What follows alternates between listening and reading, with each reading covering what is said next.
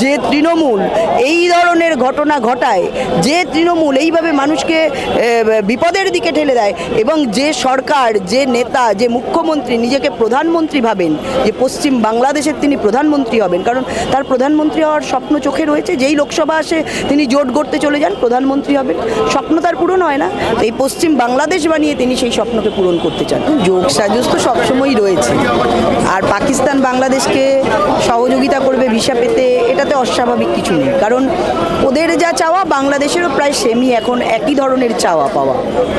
আর আমাদের যে শান্তিবাহিনী রাজ্য সরকার পাঠাবে বলছে, তা পশ্চিমবঙ্গকে একটু শান্তিবাহিনী দিয়ে একটু শান্ত করুক না। চারিদিকে বেআইনি আর্মস, যেভাবে বোম, গুলি, খুনি, চুরি, ছেঁচড়ামি, শান্তিবাহিনী এখানে পাঠিয়ে আগে একটু শান্ত করে একটু ট্রেনিং নিয়ে নিক, তারপর না হয় বাংলাদেশের শান্তিবাহিনী পাঠাবে, অসুবিধা কী আছে?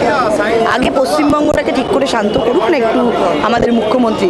অনেক তো পশ্চিম বাংলাদেশ বানাবার স্বপ্ন দেখলেন, তার যে এমএলএরা রয়েছেন তারা ফিরাদ হাকিম মিনি পাকিস্তান বানাতে চান, হিন্দু হয়ে জন্মানোটা তিনি দুর্ভাগ্য মনে করেন, উনার ভরতপুরের এমএলএ বলছেন 30% হিন্দুদের ভাগীরথীর জলে ভাসিয়ে দেবেন, তিনি বলছেন দুধেল গাই, ইমাম ভাতা দিয়ে তাদেরকে দুধেল গাইদের পুষে রেখেছেন।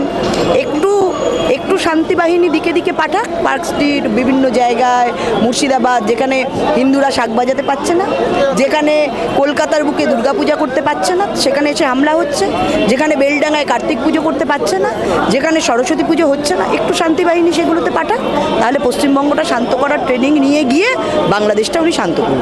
আমি বলছিলাম যে বাংলাদেশে হিন্দুদের উপরে যে অত্যাচার, এবং এই রাজ্যের ক্ষেত্রে দেখা যাচ্ছে যে এক শ্রেণী বলছে, মিডিয়ার বেশ কিছু রাজনৈতিক মহলের বক্তব্য যে মিডিয়ার বানানো এই স্ক্রিপ্ট বাংলাদেশে, এটা কতটা সত্য, নাকি বাংলাদেশে সত্যিই হিন্দুদের উপর অত্যাচার হচ্ছে?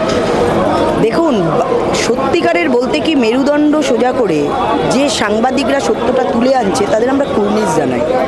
যেটা রাজ্য সরকারের করার কথা, যেটা গোয়েন্দাদের করার কথা, যেটা বিভিন্ন রাজনৈতিক দল শেকু মাকু তাদের আওয়াজ তোলার কথা। জ্যোতিবাবু কেন পালিয়ে এসেছিলেন বাংলাদেশ থেকে, কেন এদেশে আসতে হলেন? তার ভিটেমাটি ছেড়ে উত্তর দিতে পারবেন তারা? এই শেকু মাকুর দল যারা হিন্দুদের বারবার টার্গেট করে, তারা কি তারা নিজেদের সেকুলার মনে করেন? কেন দ্বিজাতি তত্ত্বের ভিত্তিতে ভারতবর্ষ ভাগ হয়েছে? উত্তর আছে, সমর্থন করেছে। সম্প্রীতির বাংলা, রবীন্দ্রনাথ ঠাকুর রাখি বন্ধন। না, রবীন্দ্রনাথ ঠাকুর সম্প্রীতির বাংলাকে কেন দ্বিজাতি তত্ত্বের ভিত্তিতে ভাগ করতে হলো? কেন ওখানে জনগণ মন অধিনায়ককে আজকে তাদের সেই জাতীয় সঙ্গীত হিসেবে তারা স্বীকৃতি দিতে নারাজ? কেন সেই উত্তর দিক নাই শেখু মাকুরা। যখন বাংলাদেশে হিন্দুরা নিপীড়িত হয় তখন প্রশ্ন তোলে সাংবাদিকদের ওপর, যখন মুসলিমরা কাঁদে, যখন অন্য জায়গায় গন্ডগোল হয় তখন তারা রাস্তায় নামে কান্নাকাটি করে। লজ্জা হয় না এদের নিজেদের হিন্দু বলতে? কোন উনি সাম্প্রদায়িকতা, কোন ধর্মের? তিনি বলছেন ধর্ম মানে, এরা বলে যে আমরা কোনো ধর্ম মানি না। তাহলে ধর্ম যদি না মানা হয়, ধর্মের ভিত্তিতে দেশভাগ কেন?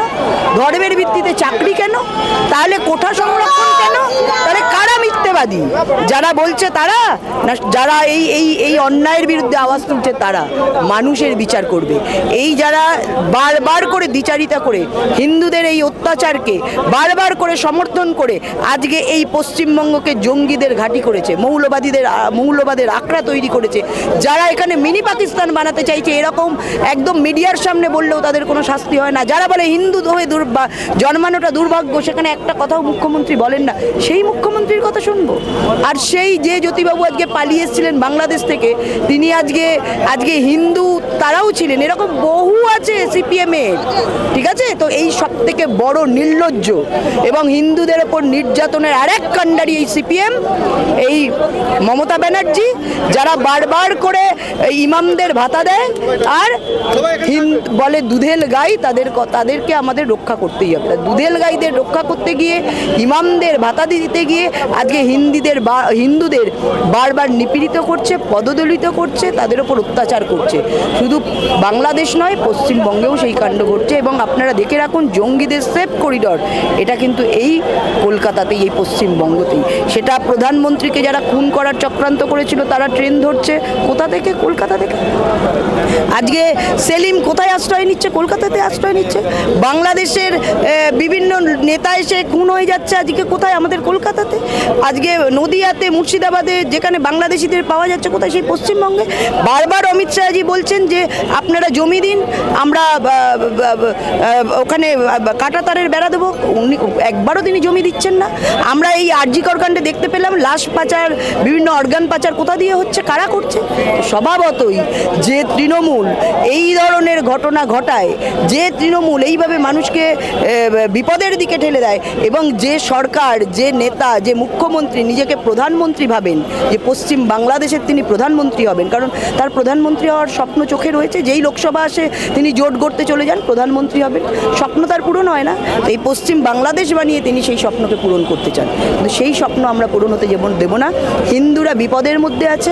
বারবার করে আমরা ক্যালকাটা কিলিংস দেখেছি, আমরা বিভিন্নভাবে বিভিন্ন জায়গায় দেখেছি। আমরা লিয়াকত চুক্তি, নেহেরু লিয়াকত চুক্তি কেন হয়েছিল?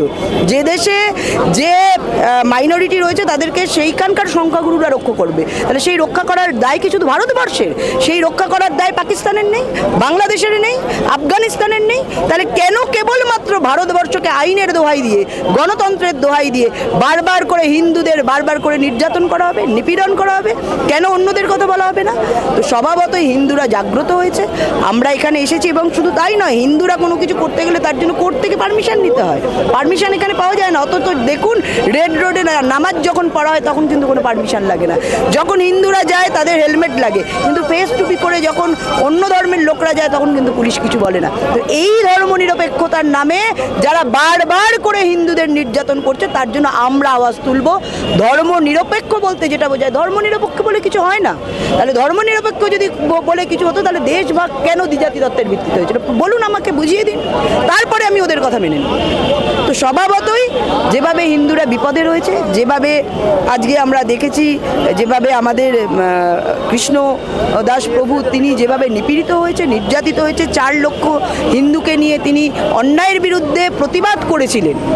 একদম কোনো তার হাতে কোনো অস্ত্র ছিল না, কোনো তার বাজে কথা ছিল না, তিনি জাস্ট অন্যায়ের বিরুদ্ধে প্রতিবাদ করেছিলেন। তার শাস্তি তাকে এইভাবে পেতে হচ্ছে। ভয়াবহ অবস্থা, আইনজীবী একজনও এলেন, একজনও আইনজীবী দাঁড়াচ্ছে না, তাদের মারধর করা হচ্ছে। আপনি ভাবুন মানে কি ধরনের ভয়ঙ্কর ঘটনা ঘটে চলেছে। আর সেখানে একটা কথাও এখানে পশ্চিমবঙ্গের মুখ্যমন্ত্রীর নেই, একটা কথাও শেখু মাকুদের নেই।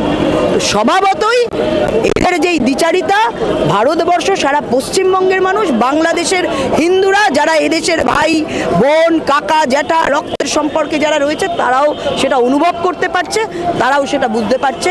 আর লড়াই আমরাই দেব, এবং আগামী দিন ভারত সরকার কি স্টেপ নেয় সেটা আগামী দিন আপনারা দেখতে পাবেন।